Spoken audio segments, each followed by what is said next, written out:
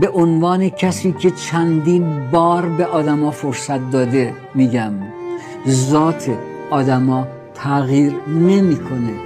اگه هم تغییر کنه منفعتش ایجاب میکنه که موقتاً تغییر کنه. امیدوارم دوباره بر نگردید سمت چیزی که خدا تازه ازش نجاتت داده. گاهی بعضی از آدما از قصد یه حرفایی میزنن، یه کارایی میکنن که بهانه‌ای باشه برای قطع ارتباط. به همین خاطر پیگیر قهرهایی که مقصرش نیستی نشو.